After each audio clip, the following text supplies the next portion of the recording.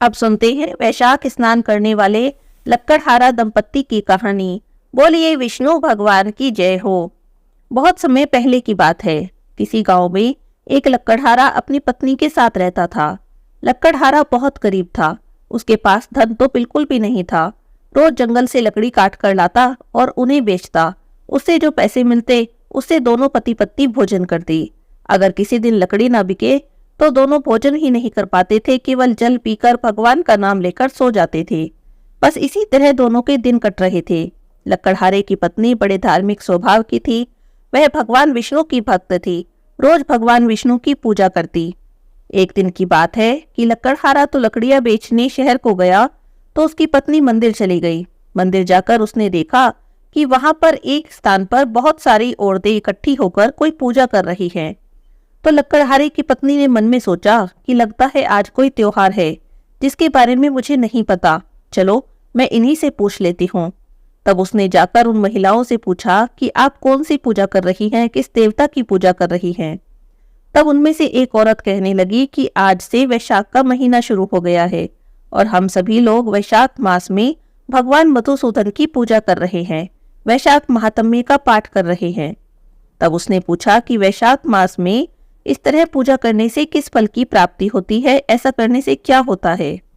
तब उन्होंने कहा कि वैशाख का महीना बहुत ही पवित्र होता है और इस महीने में पूरे महीने स्नान दान करने से, व्रत करने से सभी मनोकामनाएं पूरी हो जाती हैं। जिस मनोकामना से वैशाख स्नान किया जाता है, भगवान विष्णु की कृपा से वह पूरी हो जाती है। रोगी का रोग दूर हो जाता है, धन चाहने वाले को धन की प्राप्ति होती है, पुत्र चाहने वाले को पुत्र की प्राप्ति होती है और विद्या चाहने वाला विद्या प्राप्त कर लेता है। जो भी मन में कामना हो सभी पूर्ण हो जाती है। तब लक्कड़हारे की पत्नी ने सोचा कि क्यों ना मैं भी वैशाख मास का स्नान करूं। ऐसा करने से हो सकता है हमारी गरीबी भी दूर हो जाए। लेकिन उसे पूजा की विधि नहीं पता थी। तब उसने उन महिलाओं से पूछा तो वे सभी कहने लगी कि तुम चिंता मत करो, हम लोग रोज इसी समय यहाँ पर आकर वैशाख महात्म्य की कथा किया करेंगे। तुम भी हमारे साथ यहीं पर पूजा कर लिया करना। बस फिर क्या था, वह भी उन महिलाओं के साथ वैशाख मास की पूजा करने लगी। वैशाख मास का स्नान करने लगी, व्रत करने लगी। रोज मंदिर में जाती और वहां पर जाकर वैशाख मास की कथाएं सुनती। भगवान विष्णु की पूजा करती, तुलसी माता की सेवा करती, तुलसी माता को जल से सींचती और इस तरह से पूजा पाठ करके घर आती। लक्कड़हारे की पत्नी ने उस दिन से एक नियम बना लिया था। जब भी उसका पति जंगल से लकड़ी काट कर लाता तो वह उसमें से एक लकड़ी निकालकर अलग रख देती, छुपा कर रख देती।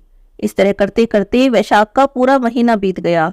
रोज वह मंदिर जाती रही, पूजा करती रही और एक लकड़ी छुपा कर रखती रही। जब वैशाख मास की पूर्णिमा आई और व्रत का उद्यापन करना था, तब सभी महिलाएं अपने अपने घर में व्रत उद्यापन की तैयारी करने लगी। लक्कड़हारे की पत्नी को बड़ी चिंता हुई क्योंकि उसके पास तो पैसे नहीं थे। उसने सोचा कि मैं बिना पैसों के व्रत का उद्यापन कैसे करूंगी।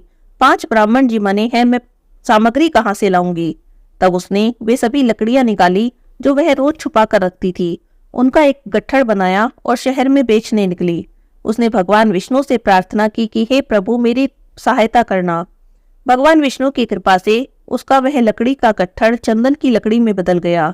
वह शहर में आवाज लगाती जा रही थी तो राजमहल के आगे से निकली। जब वह राजमहल के आगे से निकली तो उन चंदन की लकड़ियों की खुशबू पूरे राजभवन में फैल गई। जब राजा तक वह खुशबू पहुंची तो राजा ने पूछा, ये इतनी अच्छी खुशबू कहाँ से आ रही है।